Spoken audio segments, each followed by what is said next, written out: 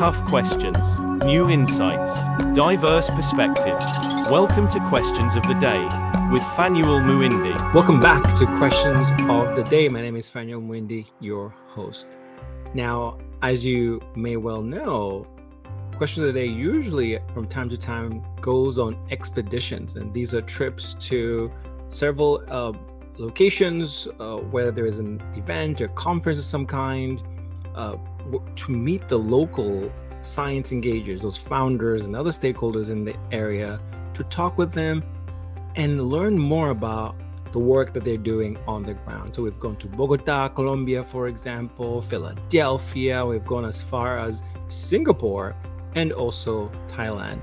And our search is to connect with people on the ground to understand what they're doing. These are the founders of these initiatives, perhaps even the researchers who are in civic science and are doing the work. Well, we have a special treat for you because our most recent trip was to San Juan, Puerto Rico, and where our anchoring event was the STEM Noire conference.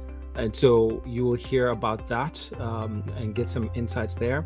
But also we took the opportunity to connect with those who are locally in the area to learn more about what they're doing, how they're doing it, what are the challenges, and even we managed to talk with a funder who was there visiting the conference as well. And so with these trips, you get a lot of opportunities, sometimes just lucky, where you get to meet some really interesting people who have some fantastic insights, and you will see some of that in the following clips. Now, there is just so much to unpack, and we don't have the time in this segment to pack it all in. So look out, where we will take some of those videos and conversations and put together kind of a more comprehensive outtake so that you can learn more from those initiatives. This was a lot of fun, and so keep a lookout for other expeditions that we'll take. And I want to say thank you to everyone that made this trip possible, and you know who you are.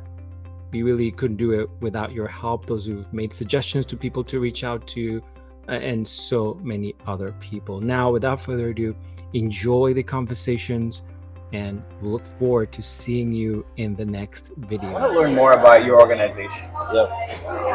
Ciencia Manos. Tell me about it. So Ciencia Manos is a non-profit organization. I started this a couple of years ago. 2020, it was initially where we actually became a non-profit. What we do is science communication. We communicate science in an easy language. It's targeted to our Hispanics, so it's all in Spanish. So all we do is we communicate science, interesting topics. We create professional development talks, and we create opportunities for students to join us. So it's a combination of things, because when you look at our audience, right, we have young professionals, we have professionals that are actually more advanced in their careers, but we also have just general public that's interested in science, that they like to understand the why and the how of things. And we just explain those in through social media.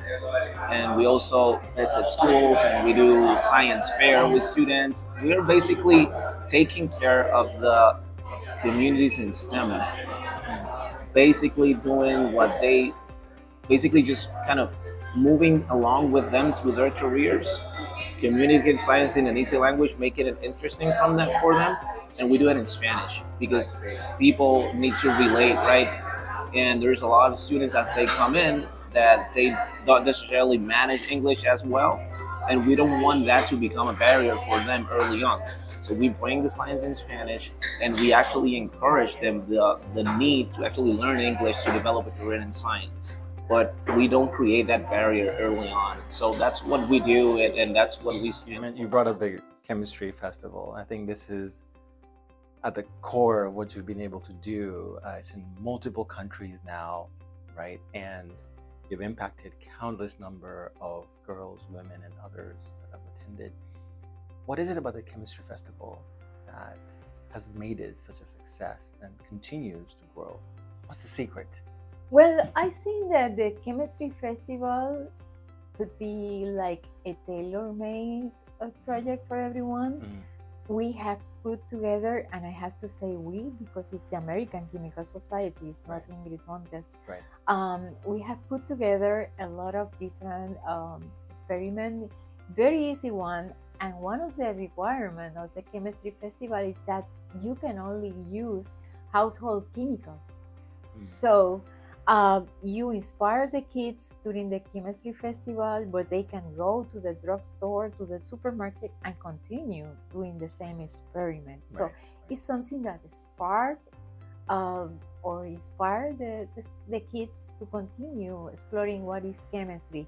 I think that is one of the major outcomes of the festival, because if you are, for example, we were talking about Africa, or we were talking about Malaysia or China, you can do the same experiment, but bringing to the public the products or the fruits or the flowers that is from the region, no? So it's like connecting dots of science with your own culture. I see. And I like the tagline from your website, that you do it from the perspective of the audience, right? Yeah. Can you both expand on that? What does that mean, and what does it look like in practice? Felix. Sure. So when we try to identify a topics like science topic, health related topic, we try to put ourselves in the audience shoes. How is the information is going to be useful for them? So how we can communicate the information so they can make decisions based on the knowledge they gain from that production strategy we identify. So we put together strategy, try to work backwards.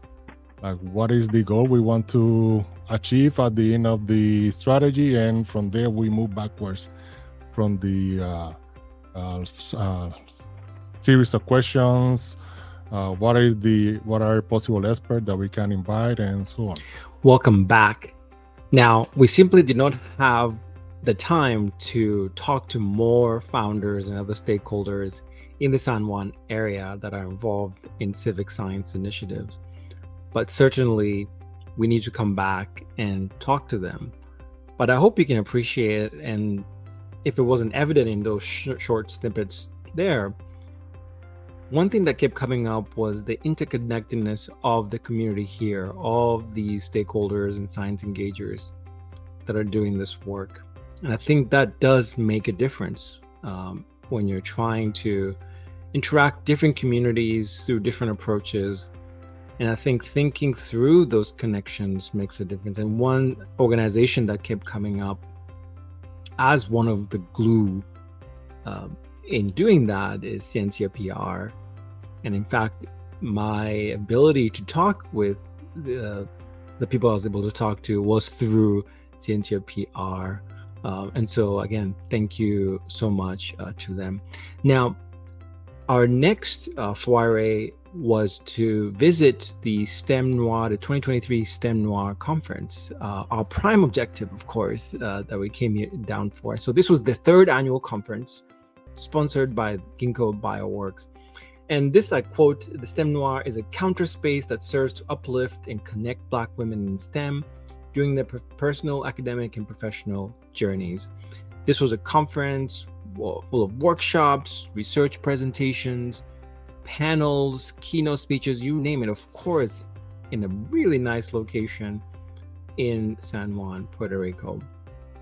And so the conference really provides a unique opportunities for Black women in STEM to connect with each other, share stories, and really focus. And I think this is a key aspect of the conference on wellness, and something that we don't talk enough about.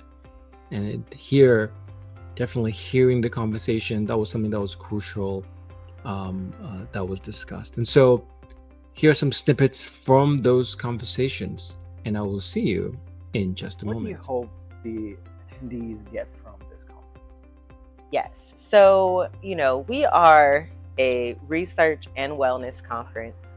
And so what we hope that people take is that there's a couple of things. I would say there's three key takeaways. Number one, you do not have to choose between your identity as a person and your identity as a scientist. There is room for all of your lived and learned experiences and expertise to coexist. The second takeaway is that you drive the science does not drive you. So, to moderate your relationship, even though we're all in this innovation space, and a lot of our attendees are in academia, which is ruthless and competitive and kind of catty, right? Yeah. Don't quote me. But, we want to make sure that people are putting themselves first, because when you are your best self, then your science is in its best form. Yeah. And the third takeaway is that where you might not have community geographically, there is still a community of people cheering for you. There are so few Black women in Ph.D. programs across the nation that are STEM focused, that we are often one or two, or tops kind of like four in a cohort. We may not see other Black women or get to interact with other Black women in our environment. And so sometimes it's easy to lose sight of the fact that people that you do not even know are rooting for you, rooting for your success, and willing to help drive that success. So I would say those are our three keys. About all the difficulty we had traveling here with the weather to get here, and I thought there was so many other reasons why we wouldn't be where we are today. We certainly aren't going to let the weather be one of them, right? We all been through a lot. So I titled my talk today, From the Hood to the Hood. And I figured it'd be a nice play on words because I came from the hood in Brooklyn, New York. And I now, and then I got my hood when I got my Ph.D. Hey, I'm here now. And I'm a chemist, I work in the green hood, so. I figured it'd be a nice parallel to my journey. And so that was kind of what I came up with. Can you just take us back a little bit? Tell us about this connection between your company and STEM Noire. How did it come about, and sort of how are we here? Yeah. So Ginkgo Bioworks is a biotech company. We are a vertical platform, and we're a growing company. We went public a couple years ago, and we've acquired a lot of companies in the last few years. And so we're only trying to continue growing, and that includes getting new, fresh talent and growing our diversity groups and making sure we're very inclusive. And so we have many initiatives, but Ginkgo's one of its best, or I would say one of its best groups is that we have a diversity and inclusion group, and within that they drive the ERGs, which are employee resources groups, which is basically where groups within our company that are like-minded people or come from similar backgrounds or similar landscapes combine to make a group where then you can talk about your problems, determine what we as a group need to ensure our success in this landscape, and then move those initiatives up into HR, explain to them this is what we need, this is the support we need, can you give it to us? And us coming here was more to support this growth of whoever is in the STEM Noire field, so Black women in science, African American women in science, whether they come to Ginkgo or whether they go into industry or whether they stay in academia, we just want to support that growth in any way we can, since we're such an underrepresented group in STEM. Yeah, and so you've been here, you were there yesterday, I believe, also? Yes, I was here yesterday. Give us some highlights. So what are you hearing? What are you experiencing? I've never been to an all African American or African American sponsored type conference before. I've been to a lot of conferences, worked in the government. I went to different government type conferences, and I've never been to one that's targeted at a group before, that's to uplift and promote one group and our success in this field. And so I've really enjoyed it so far. It's nice to be around such like-minded people and people who have gone through the same circumstances as you, or maybe even not the same, but have similar histories or similar conflicts that we all run into. And so it's really nice. And so what's your reaction to seeing the growth of STEM Noire, right? It used to be virtual. Now we're in person. We're in Puerto Rico, San Juan. Tell me about that. I don't know. It's hard to put into words because I went to the first conference, which was virtual, and it was nice to hear sessions and stuff. But there's nothing like being in person. Feeling that Black girl magic energy in person. It's just it's very empowering and uplifting. Yeah. I think we also feed off of one another. Even just the keynote, hearing everybody snap and clap, and that's not only accepted in the space but celebrated. And I can't necessarily do that at a professional society conference. Kara Simpson, Yes. thank you so much for chatting with me, taking a brief moment. Tell me about BIMS. What is it? So Black and Marine Science is a safe space, of course, for Black individuals in the marine science field. We seek to amplify the voices of Black marine scientists, but as well as, I guess, influence environmental awareness and influence the next generation of scientific thought. So we offer a lot of different free programs. Like we have a BIMS Immersion program, which is where we get students scuba diving certified for free. So is the target audience undergraduates? So currently a lot of the students that have come through our scuba certification program have been undergraduates, some graduate students. However, we're expanding more into our youth programs. We do already do things with youth and for youth. However, we want to start an online space that's going to be a part of our normal platform, but specifically for youth, pre-K through 12. Oh, wow.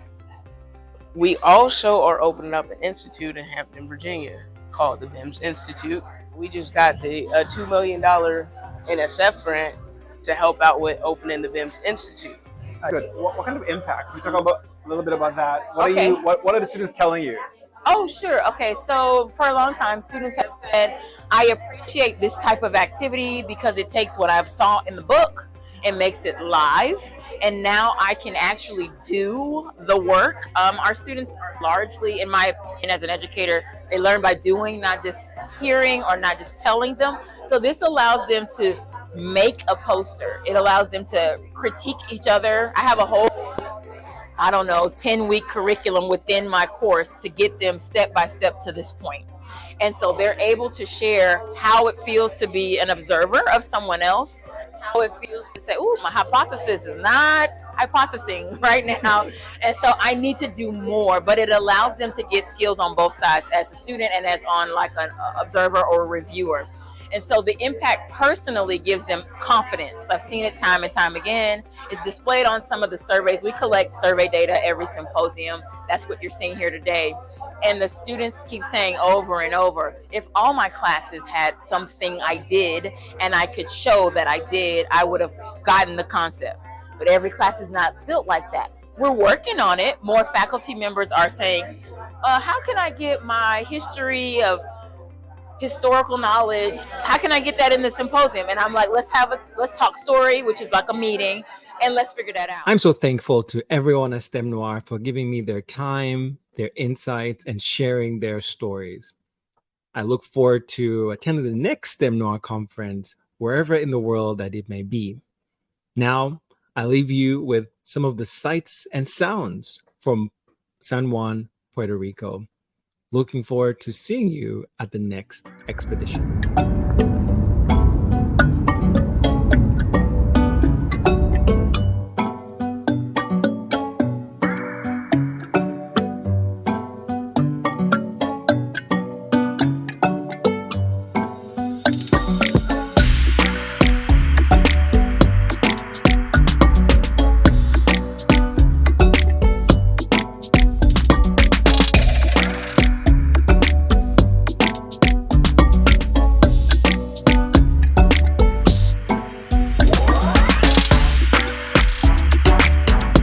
San Juan, Puerto Rico, this is STEMNoire TV.